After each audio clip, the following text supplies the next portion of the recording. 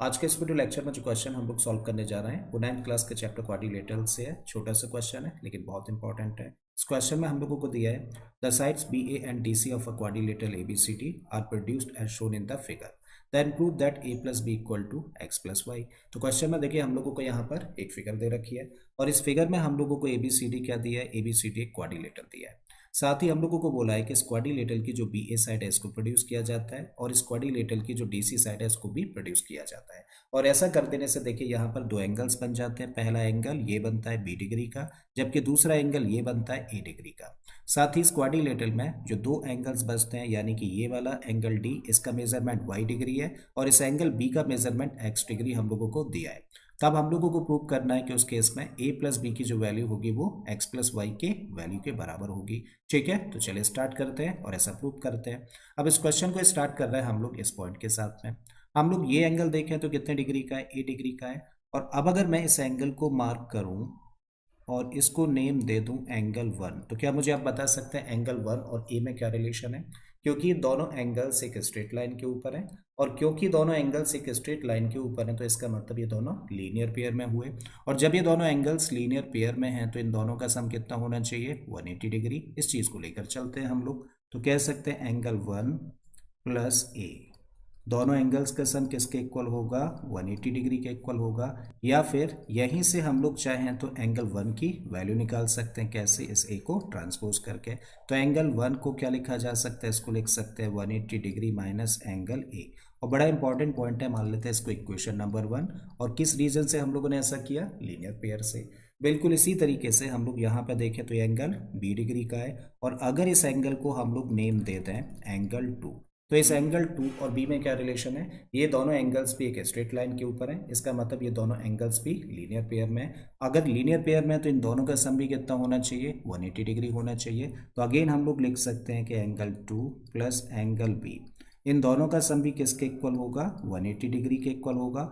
और यहाँ से अगर हम लोग चाहें तो एंगल 2 की वैल्यू निकाल सकते हैं इस बी को ट्रांसपोज करके। तो लिख सकते हैं angle 2 equal to 180 degree minus B, और इस तरीके से इसको मान लेते हैं इक्वेशन नंबर 2। और इसका भी रीजन क्या है, लीनियर पेयर से हम लोगों ने ऐसा किया है।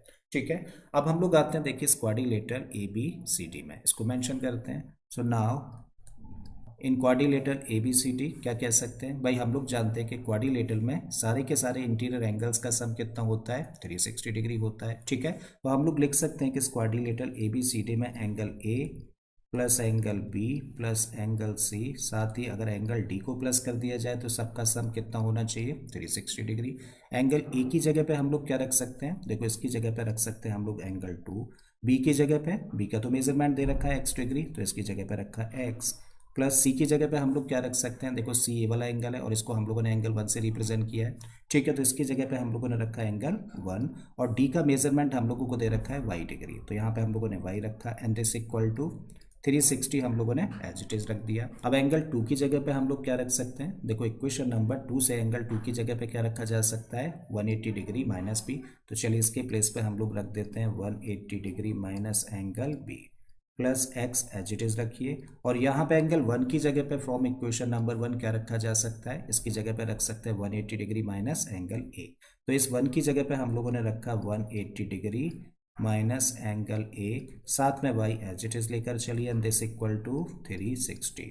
अब 180 और 180 दोनों को प्लस कर देंगे तो कितना बनेगा, ये बन जाएगा 360 डिग्री, माइनस का b है फिर प्लस का x है, इसको एज इट इज रखिए, माइनस का a रखा और प्लस का y and this equal to इस साइड में क्या है, इस साइड में 360 एज इट इज हम लोगों ने रखा। अब हम लोग देख रहे हैं कि इक्वल के इधर भी 360 है और इक्वल के इधर भी 360 है। कभी भी जब इक्वल के इधर उधर सेम साइन के नंबर्स होते हैं तो आपस में कैंसिल हो जाते हैं। तो इस 360 डिग्री से 360 डिग्री कैंसिल हो गया।